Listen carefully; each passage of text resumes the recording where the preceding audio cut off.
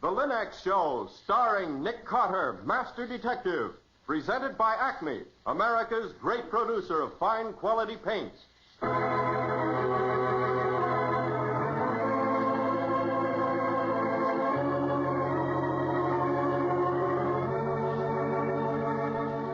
This is the story of a man known the world over as one of the most daring and resourceful characters in the history of detective fiction.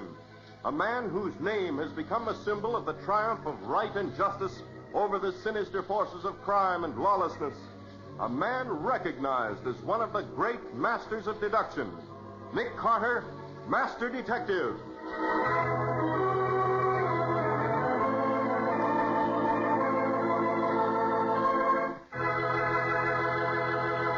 Today's baffling case, the mystery of Hangman's Wood. Another exciting chapter dramatized from the life story of Nick Carter.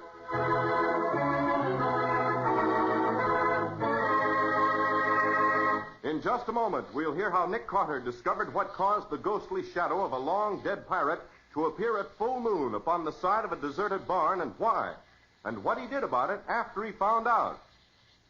You know, Mom is a person who's entitled to real consideration, not only on Mother's Day, but the whole year round. She deserves the most attractive home, the greatest convenience, the utmost leisure modern living can provide. And now American science has given her the modern shortcuts to happy homemaking. For example, the three great Linux home brighteners. Linux self-polishing wax, Linux cream polish, and Linux clear gloss, which work such magic in the care of furniture, woodwork, and floors. Linux self-polishing wax, the amazing new wax product, beautifies floors with a satiny yet tough anti-skid finish. Linux cream polish for fine furniture cleans as it polishes, leaving no surface oil to attract dust. And Linux clear gloss, which is brushed on, dries to an elastic, transparent surface that protects all wood and linoleum in your home. Give your home a new, easy beauty treatment now with the three great Linux home brighteners. You'll find them all at your hardware, paint, or department store. Your headquarters also for Chemtone, the miracle wall finish.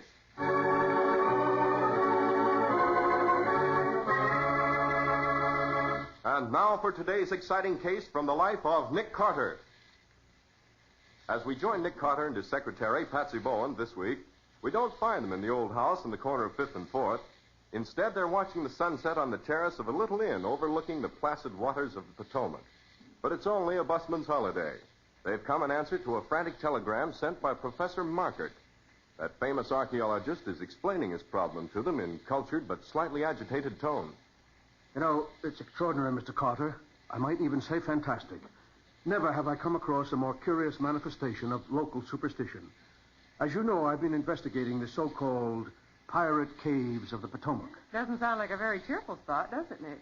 Well, there have been many conjectures as to the origin of these holes, Patsy, but the most logical explanation is that they served as hiding places for pirates in the times when they preyed on Virginia shipping. As we believe, they were also used as hiding places in which to store their loot. But you didn't send for us to discuss these pirate caves, did you, Professor? Oh, good grief, no. Mr. Carter, I want to see if you can solve the mystery of the specter of Hangman's Wood. Spectre? Well, that sounds promising, Professor. I hope you're right, Patsy. Now, Professor, you say it all started night before last. You and your assistant, what's his name, had been working later than usual. Yes, Mr. Carter. Harvey and I had become so absorbed in our search that we pursued our digging until long past supper time. In fact, the moon was just rising above Hangman's Wood when we emerged into the open air. Look, Professor, the moon's rising above the treetops. Oh, yes. I had no idea we'd work so late. Oh, I had, Professor. I'm starving hungry. You know, so am I, now that you mention it.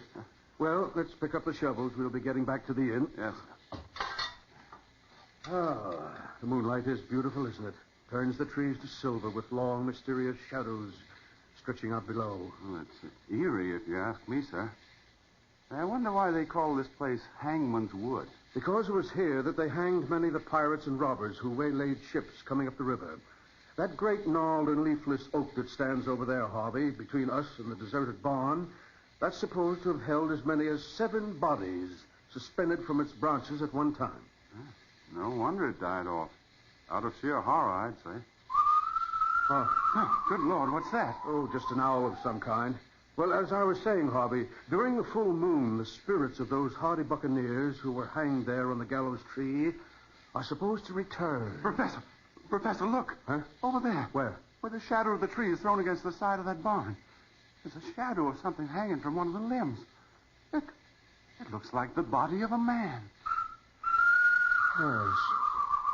Yes, Harvey, it certainly resembles the shadow of a body hanging from a rope, with its head bent sharply to one side as if the neck were broken. The interesting thing about it is that there isn't a body hanging from the limb of the tree to cast that shadow. Oh, Cannon. The shadow of a man who'd been hanged, but no body to cast the shadow. You investigated, Professor? Well, no, as a matter of fact, Mr. Carter, Harvey was rather upset by the whole thing, and, well, I'll admit he didn't have to argue too hard to persuade me to leave the vicinity. You say that local superstition says these manifestations occur when the moon is full. That's right. But you saw that shadow 2 nights ago. Wasn't that a bit previous? The moon isn't full until tonight. Exactly. That's why I wired you that it was imperative for you to come this evening. I propose to return to Hangman's Wood and see if the phenomenon will repeat itself. All right. How about you, Patsy? Want to come along? Oh, yes. Yes, of course. I'd love to.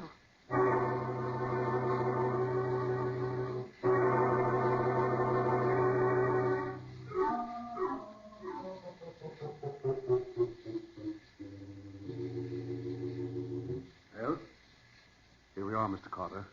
Now, this is the gallows tree, and there is the old barn on which the shadow appeared. Everything is just as it was the other night. I don't see a blessed thing, do you, Nick?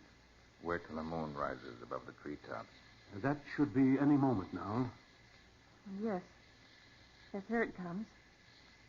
The shadow of the tree begins to form on the side of the barn. I don't see any hanging body, Nick. There's a breeze rising. Yes, it often comes up with the moon, they tell me, Mr. Carter. Ah, yes. The full moon rides clear of the top branches of the old oak tree. The wind freshens, the branches murmur. Oh, goodness, Nick, did you hear that? Yes, Patsy. The screech owl. Oh. And a screech owl in this vicinity, Mr. Carter, is supposed to be a harbinger of ill fortune. I rather suspect that particular screech owl, Professor, is even more ominous than that. What? There. Look at that shadowy shape slowly materializing in the moonlight on the barn door. Oh, Nick, it's just as the professor said. The shadow of a man hanging by his neck. Yes. And as you can see, there's nothing hanging from the tree which would cause that shadow. Nothing at all. Well, that's not too significant, Professor.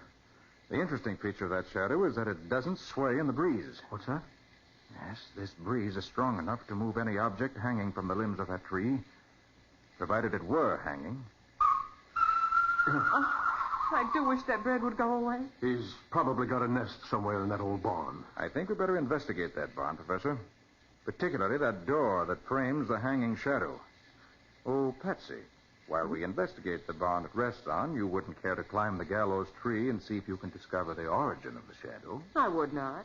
Not that I think there isn't a perfectly normal explanation of some sort for that apparition, mind you. Well, then. But nobody in his right mind has any business to go climbing trees in the dark. Okay, Patsy, we'll come back tomorrow in the daylight for the tree. But the barn door, I think we'd better investigate that right now. Very well, Mr. Carter, if you think it best. Let's see. This barn door is interesting. Very interesting. This old lock is rusted with age, and unbroken cobwebs cover all the hinges and lintels. Well, that means no one's been inside the old relic for a dog's age. On the contrary, Patsy, someone has been inside, and very recently. What? He was driving a horse and wagon. Look here, the ruts in the soft earth. Oh. The ones going into the barn are rather light. But here, look at these that are superimposed on the first ones. Yes? Notice how much deeper they cut? How the horse coming away from the barn dug his hoofs in as though pulling a heavy load? Oh, good heavens, Mr. Carter. You don't mean there's another mystery besides the shadow of the hanging man? Oh, dear. Now we have a horse and wagon that can drive through a barn door that's been locked for years. Maybe the driver just said open sesame and the door disappeared into thin air. No, the trick is slightly more obvious, Patsy. I'd like to have a look a little higher up. Professor. Yes? Bend over so I can climb up your back. I want to stand on your shoulders. Like this? Yes, that's it. All right, now steady. All right. I've got you. All right. Yes. Yes, I was right. There's a long crack running parallel with the ground. That means the hinges are on the inside. The whole wall swings inward. All right, steady, Professor. I'm coming down. Right you are. Now, let's see what happens if we push the bottom of the wall right about here. All right, all together now. Oh, Nick, it's swinging up. It's open. Say, that's neat. Must work on a system of pulleys and counterweights. Oh, gosh, Nick, it's dark in there. Well, it's not too dark when you get used to it. I've got an idea there may be something interesting hidden in here. Something that someone has gone to great pains to keep secret. The hidden door, the bodiless shadow are all part of a plot to keep interlopers from... Oh, Nick, something swished at me. Calm yourself, Patsy. It's only a bat. Old barns are usually full of them. Yes, there's another. I definitely don't like that. They get in your hair. Oh, nothing here. Nothing but a bit of old hay in this corner. Oh, there's nothing in it. Nothing. Here, wait a minute. Hold on. Huh? What is it, Nick? There's a hole under the hay. A hole leading down. Give me the flashlight, Patsy. Here. Thanks. Great Scott, look there. It's the entrance to another pirate hole with a ladder leading down into it. That looks like one of the deeper ones. Oh, Nick, you don't expect us to crawl down there. No, Patsy. Whatever was hidden down there was removed in the heavily laden cart whose tracks we saw outside the barn. See? Here's the imprint of kegs that have been rolled across the soft ground. And here one was stood on end. Yes. And look, here one of them sprung a leak. There's a small trail of blackish powder. Well, what do you make of that, Patsy? No sort of acid, Nick, like gunpowder. Right. Oh, good grief, Professor, put out your pipe. Yeah, what for? Oh, it's dangerous to smoke a pipe in a place that's bulging with gunpowder. But it's not bulging with it, Patsy. There isn't enough left here to fill a firecracker. Someone's got wind of the fact that Professor Mackert called us in, and the whole lot's been removed. Yes, but where, Mr. Carter? For what purpose? I wish to heaven I knew. The amount of explosive that was carried away in that heavily laden cart can do a great deal of rather serious damage. Nick, what do you suppose they're planning to blow up? I don't know yet, but I hope to find out shortly. First, we send off 2 telegrams. Okay. One to the FBI asking for any information they may have regarding Dynamite Joe Porter and his gang. Dynamite Joe. Yes, I've heard of him. He's the notorious English criminal who specializes in blowing up banks. And also wrecks railroad trains. If he thinks they're carrying anything that might interest him, Where's the second telegram going? to Annapolis. Well, why Annapolis? Because Annapolis, which is a bare 5 miles up the river, is the site of a government powder magazine. I want to know if they've missed any of their stores lately. Yes, and I think I may even send another telegram to the Port Authority at Norfolk. Come on. We better hurry back to the telegraph office before it closes. There are a great many things to do, and too little time to do them.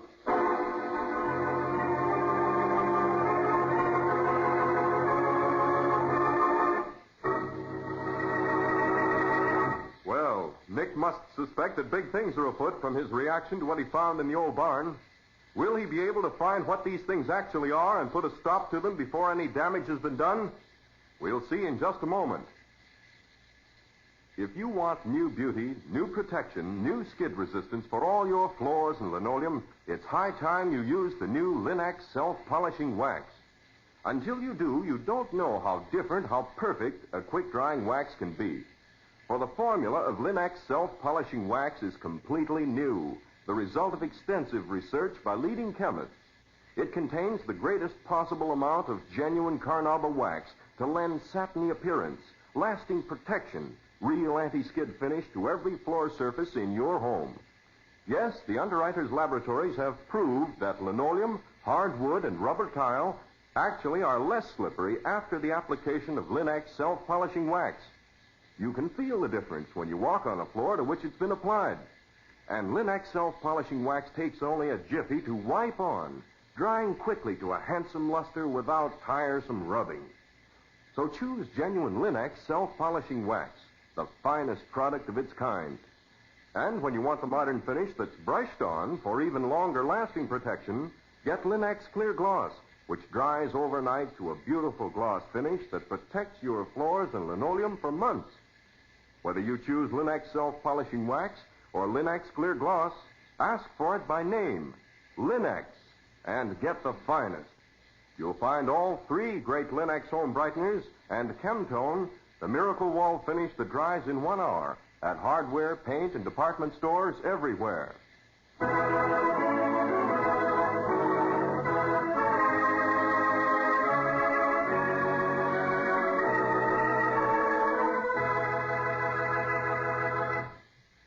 And now, back to our story.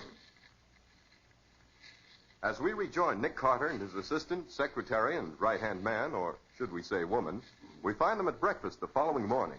They're at a little hotel near the site of Hangman's Wood, and it's somewhat later than their customary hour for breakfast, as Nick well knows. I knew I should have ordered another poached egg. I'm hungry as a bear this morning. Must have been the night air, Patsy. Nick, I wonder what caused that shadow of the hanging man we saw last night. This neat little device I have here, What in heaven's name is that? a little tube I found fastened in one of the lower branches of that dead tree. I took a stroll out to Hangman's Wood before you were up this morning. Well, I'm certainly glad you didn't wake me. I hate early morning walks. Precisely why I didn't wake you.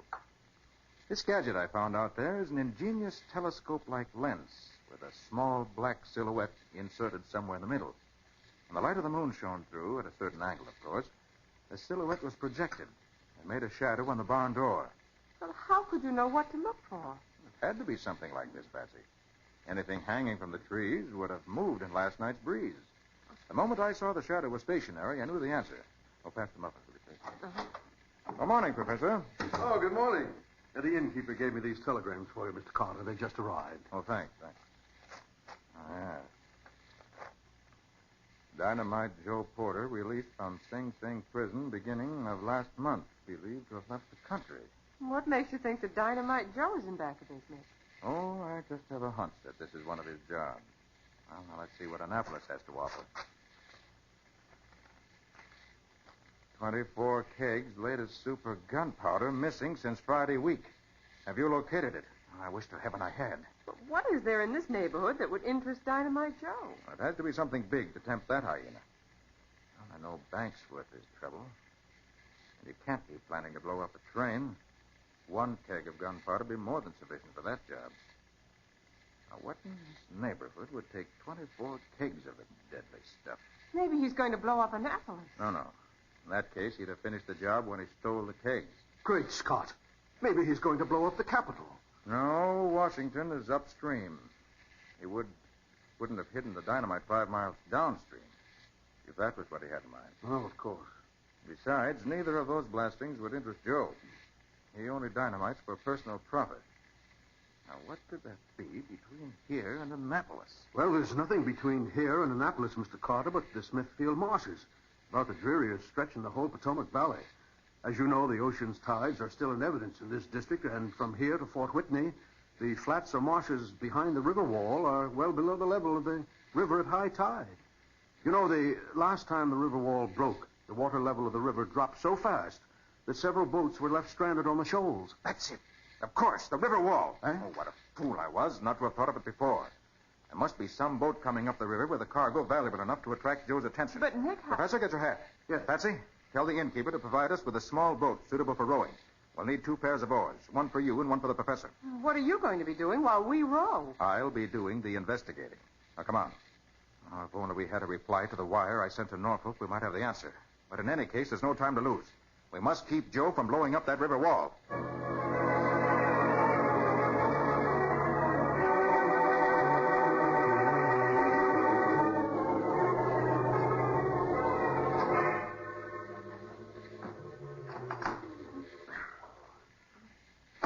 Faster, you two. Faster. I'm pulling as fast as I can. If you wouldn't insist on hugging this river wall, there's a nice breeze out in the middle of the stream. No signs of the dynamite yet. We've got to find it. Sent for the river patrol to help us, but it'll probably take hours before their speedboat can get here.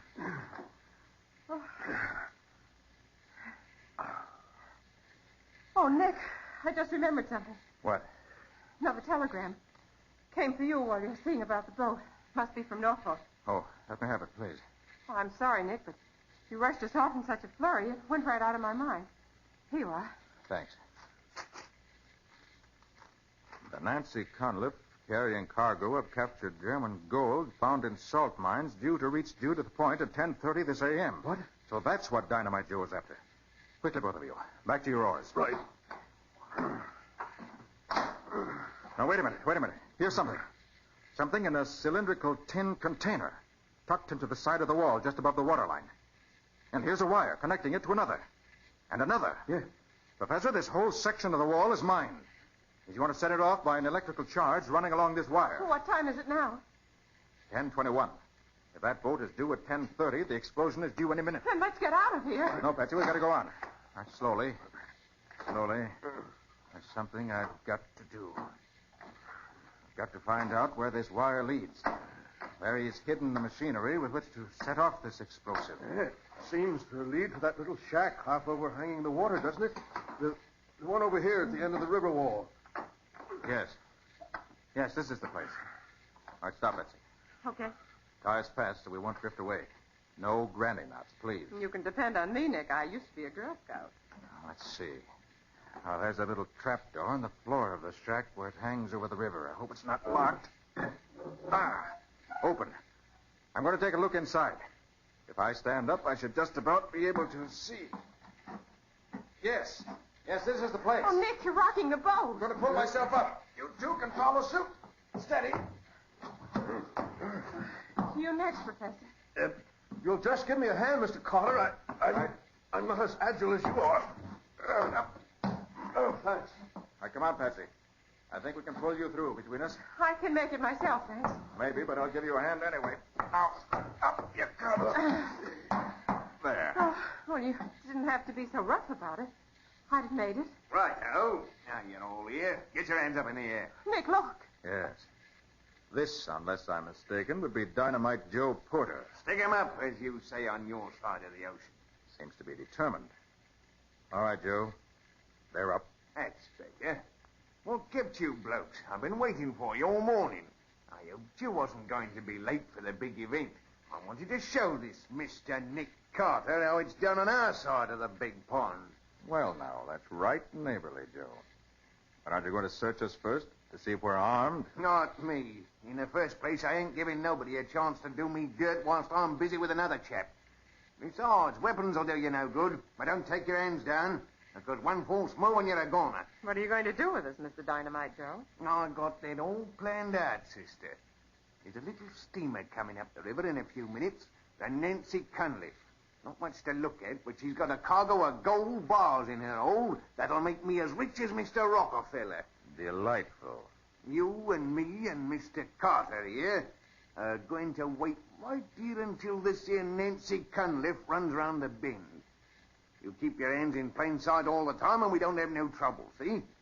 When the boat shows up, I blows up the river wall, the water rushes out across the lowlands, and the boat finds she ain't got water enough to sail in and runs aground.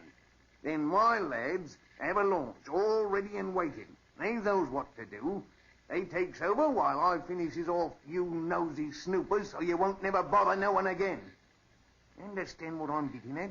I'm afraid I do, but I don't quite like it. Or maybe something will happen to prevent him from carrying out his unpleasant little scheme. Don't get discouraged yet, Patsy. Spoken like a man, Carter. You don't disappoint me, you don't. I've heard you was a gameman. Thank you. How much longer do we have to wait for the Nancy Conniff to appear? Only a few minutes more, matey. Just make yourself comfortable while you're waiting. I'd finish you off now, but the boat might heave in sight in the middle of the execution. And I can't let nothing interfere with that part of the plan. First the boat, then you blokes. That's the way I planned it, and that's the way it goes. Nick! Yes, I heard it. I heard it too, mates, and the time's come. When she gets a little further upstream, I'm going to press this here lever in this box. And when I do, it'll be the biggest racket you ever heard. All right, now, here she goes. And I can't tell you how happy I am to have you here as audience. Now then, 1, 2, 3. What that? Something gone wrong, Joe? What could go wrong? I'll fix this up myself. It's got to be right. What the... All right, Joe, get your hands in the air. Fast. Get him up my side. Way up. That's better.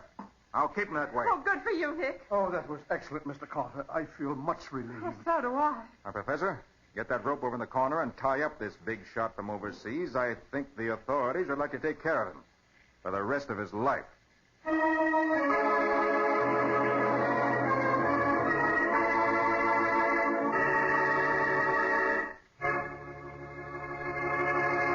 In just a moment, Nick will return to tell us about the clues which enabled him to solve the mystery of the Hangman's Wood.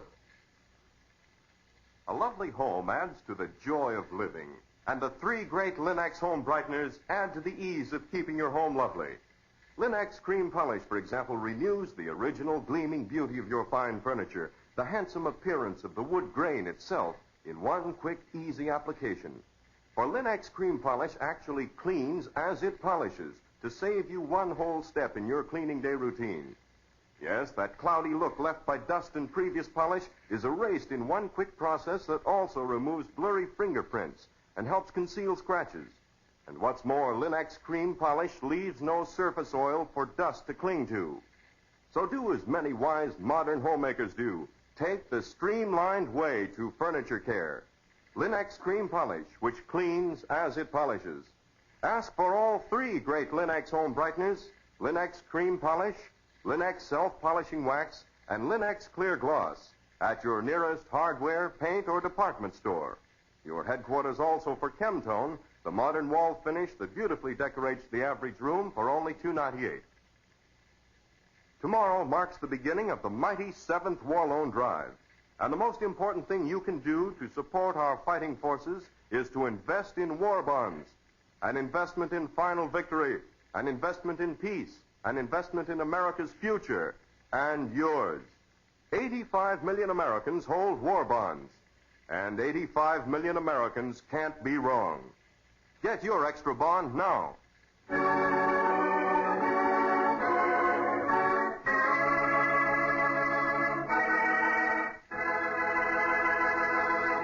Now let's hear from Nick Carter himself. Well, Nick, that was a pretty close call you and Patsy had. Well, not as close as you might think, Ken. No? Why, if something hadn't gone wrong with Joe's apparatus, the gunpowder would have gone off, and you wouldn't have had as good a chance to capture him the way you did. But I knew the gunpowder wouldn't go off. But how could you possibly know that, Nick? Well, it was this way. As we rode along the sea wall, I punched a hole in each can of powder with my knife. And as the tide came in, the water flooded the cans and soaked the powder so it wouldn't explode. Oh, Nick, you're wonderful. I'll say, but suppose the tide had been going out instead of coming in. Wouldn't have made any difference, Ken. Because just to be sure, after I punched holes in the cans, I also cut the wires. You always think of everything, Nick. Oh, thanks for the vote of confidence, Patsy. Nick, tell me, when did you first suspect that it was the work of an English gangster? When we heard the voice of that screech owl, which was the way that Joe's gang warned each other. You see, our screech owls are quite a different species from those in Great Britain. Oh? When I heard that peculiar, eerie call, I realized it was an imitation of the British screech owl, which is a bird definitely not found in the woods of Virginia. Well, well, live and learn, I always say. And now, how about a hint or so about next week's story? I don't see why not, Ken. It's a story about one of New England's most famous possessions, the rocking chair. Rocking chair has a good homey sound, hasn't it? But this rocking chair only rocked at certain times, certain very definite times, just before some member of the family was to die. Has a nice homey sound, doesn't it? Well, there was nothing homey about the deaths. They happened in all sorts of ways. Until Nick took over the case. Then both the rocking and the death stopped, suddenly and for good. And what do you call this exciting story, Nick? I call it the haunted rocking chair.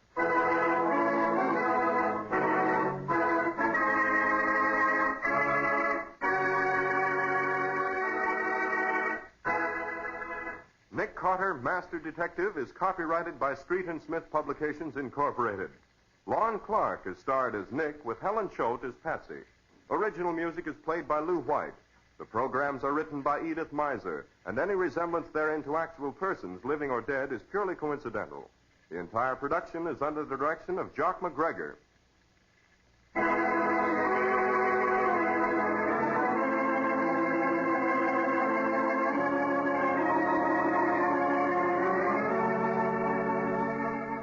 Nick Carter, Master Detective, is presented at this time and over these same stations each week by the three great Linex home brighteners: Linex Clear Gloss, Linex Cream Polish, and Linex Self-Polishing Wax. Created by Acme, America's great producer of Acme fine quality paints. This is Ken Powell speaking for the thousands of Linex dealers all over America, and saying so long until next week.